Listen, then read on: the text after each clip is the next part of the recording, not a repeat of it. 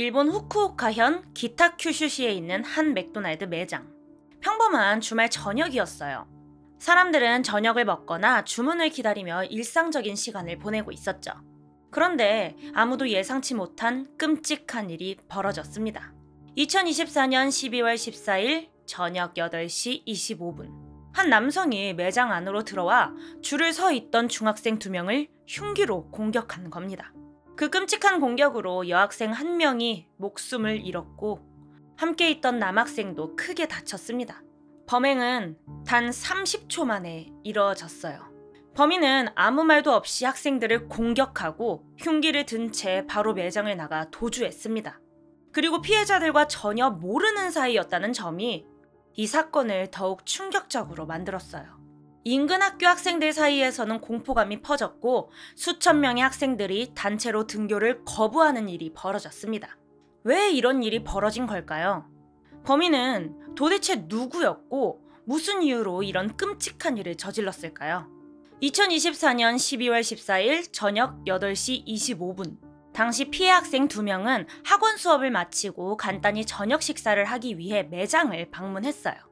15세의 여학생 나카지마 사아야와 같은 나이의 남학생은 키오스크에서 주문을 하고 있었습니다. 그러던 중 한 남성이 조용히 매장 안으로 들어왔습니다.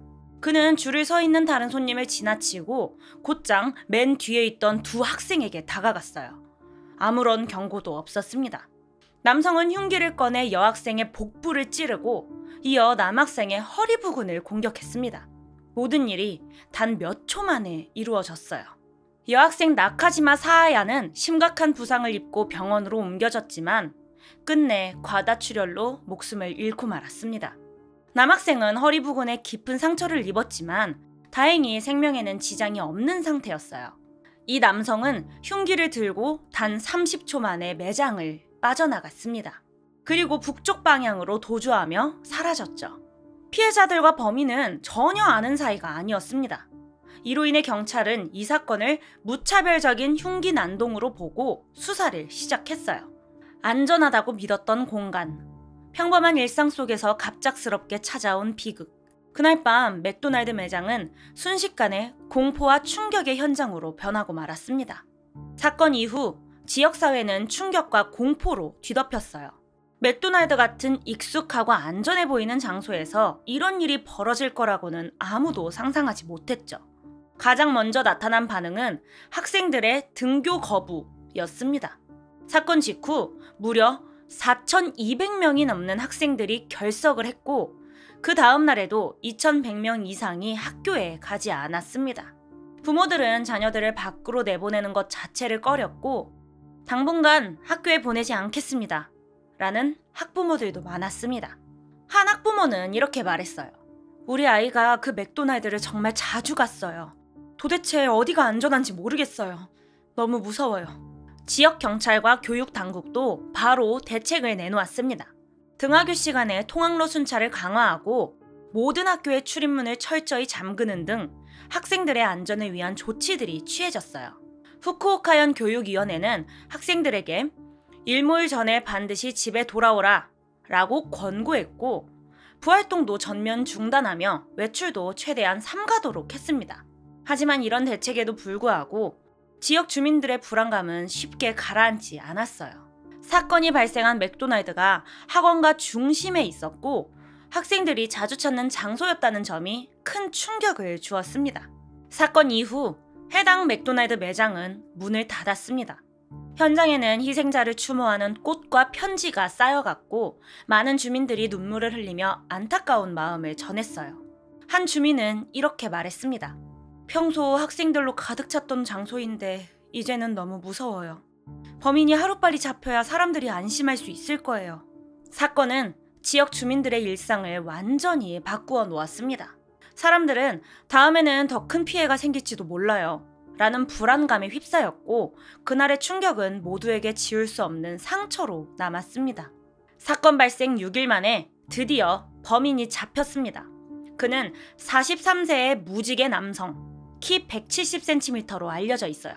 사건 당시 회색 상의와 검은 바지 차림이었고 범행 직후 흉기를 들고 유유히 현장을 떠났습니다. 체포의 결정적인 단서는 CCTV와 블랙박스였어요.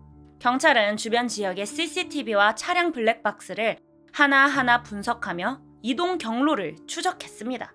범인은 사건 현장 인근에서 목격된 적이 있었고, 특히 한 차량의 블랙박스에 찍힌 영상이 범인의 도주 경로를 밝혀내는데 큰 역할을 했습니다. 그리고 그의 자택이 특정되었어요. 범인의 집은 사건 현장에서 약 1km 떨어진 장소였습니다. 경찰은 자택을 둘러싸고 20명 이상의 수사 인력을 투입했어요. 아침 10시경 범인의 집 문을 열고 진입한 경찰은 거실 의자에 앉아 담담히 앉아있던 그를 체포했습니다. 저항도 큰 소리도 없었어요. 범인은 체포 당시 조용히 경찰에게 연행되었고, 집에서는 범행 도구로 추정되는 칼이 발견되었습니다. 그는 범행을 인정했어요. 제가 했습니다. 경찰 조사에서 그는 이렇게 말하며 자신의 범죄를 시인했죠. 하지만 그의 범행 동기는 여전히 미스터리로 남아있어요.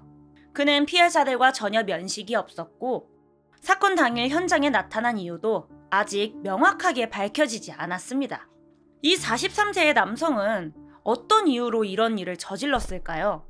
경찰은 그의 과거 행적과 정신 상태를 조사하며 사건의 전말을 밝혀내기 위해 수사를 이어나가고 있습니다. 하지만 이 범죄는 단순한 살인사건 그 이상으로 지역사회에 엄청난 공포를 남겼어요. 범행 동기는 여전히 베일에 가려져 있습니다. 체포된 범인은 피해자들과 일면식조차 없었습니다. 당일 맥도날드 매장에 나타난 이유도 불분명해요. 이 점에서 무차별적인 공격일 가능성이 제기되고 있죠. 도대체 왜 이런 일을 저질렀을까? 경찰은 그의 과거 행적에서 답을 찾으려 했습니다. 그의 이웃들은 수상한 행동과 갈등을 증언했어요. 가끔 집에서 큰 소리로 고함을 질렀어요. 한밤중 폭죽을 터뜨리는 등 주변을 불안하게 했다니까요. 몇 달 전에 그의 가족이 집을 떠난 후에 홀로 운둔하며 점점 더 이상해졌어요. 하지만 이런 행동만으론 잔혹한 범죄로 이어진 이유를 설명하기 어렵습니다. 범인은 경찰 조사에서 범행 사실을 인정했지만 왜 했는지에 대한 질문에는 명확히 답을 하지 않고 있습니다. 정신적인 문제일 가능성도 배제할 수 없어요. 경찰은 그의 정신과 기록과 그가 과거에 받은 치료가 있는지 조사 중입니다. 범행 전후 그의 행동은 감정적인 동요보다는 냉정함에 가까웠어요. 이런 점은 사건을 더욱 잔혹하게 만들었죠. 우발적인 범죄인가? 계획된 범행인가? 경찰은 이 질문에 답하기 위해 추가 조사를 진행하고 있습니다. 하지만 지금으로선 확실한 것은 하나입니다. 그가 이 사건을 통해 지역사회 전체를 공포로 몰아넣었다는 사실. 범행 동기가 밝혀질 날이 올까요? 아니면 이 사건은 영원히 미스터리로 남게 될까요? 답을 찾기 위해 경찰의 수사는 계속되고 있습니다. 사건이 일어난 맥도날드 매장은 추모의 장소가 되었어요. 현장에는 희생자를 기억하며 놓인 꽃다발과 편지들이 가득했고, 많은 시민들이 발길을 멈추고 고인을 애도하며 손을 모았습니다. 학부모와 주민들은 여전히 불안한 마음을 감추지 못하고 있어요. 한 학부모는 이렇게 말했습니다. 아이들이 자주 가던 곳인데 이제는 마음 놓고 보내기가 너무 무서워요. 사건 이후 지역 사회에서는 이런 일이 다시는 생기면 안 된다 라는 강한 목소리가 계속 나왔습니다. 학원가 근처가 이렇게 위험할 줄 누가 알았겠어요. 철저한 대책이 필요합니다. 아이들이 다니는 길만이라도 정말 안전해야 되는 거 아닌가요? 이에 따라 경찰과 교육당국도 서둘러 대책을 내놓았습니다. 학교 출입문을 더 철저히 통제하고 등하교 시간에는 경찰 순찰을 강화했죠. 그래도 학부모들과 시민들의 불안은 쉽게 가라앉지 않았습니다. 평소 안전하다고 생각했던 동네였는데 많은 사람들이 충격을 극복하려고 노력하고 있었어요. 학부모들은 자녀와 함께 다니거나 직접 데려다주고 학생들끼리도 같이 다니자 라며 서로를 의지하고 있습니다. 한편 심리상담 프로그램과 지역 모임도 만들어졌어요. 특히 사건을 목격한 사람들에 대한 정신적 지원이 중요하다는 얘기가 많았어요. 모두가 이 상황을 함께 이겨내야 해요. 추모하는 사람들 사이에서는 이런 목소리도 들렸습니다. 다시는 이런 일이 없었으면 좋겠어요. 이곳이 예전처럼 평범한 일상으로 돌아가길 바랍니다. 이 바람이 하나로 모여 지역이 다시 안전한 일상을 되찾길 모두 간절히 바라고 있습니다. 범인이 체포된 후에도 이 사건은 많은 여파를 남겼어요. 범행의 동기가 여전히 불분명하다는 점이 가장 큰 의문으로 남아 있어요.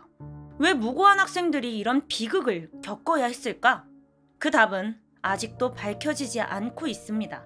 이 사건은 일본 사회에 중요한 과제를 남겼어요. 공공장소에서의 안전성을 어떻게 보장할 것인가? 맥도날드 같은 사람들이 자주 찾는 곳에서도 이런 일이 벌어질 수 있다는 사실은 많은 사람들에게 큰 충격을 주었습니다. 학교 주변과 학생들의 통학로, 일상적인 공간의 안전에 대한 재검토가 절실해졌어요. 희생자를 추모하고 이 사건이 남긴 상처를 치유하기 위해서는 사건의 진실을 끝까지 밝혀내는 것이 무엇보다 중요합니다. 지금 구독하지 않으면 더 중요한 사건들을 놓칠지도 몰라요. 바로 구독하고 확인하세요.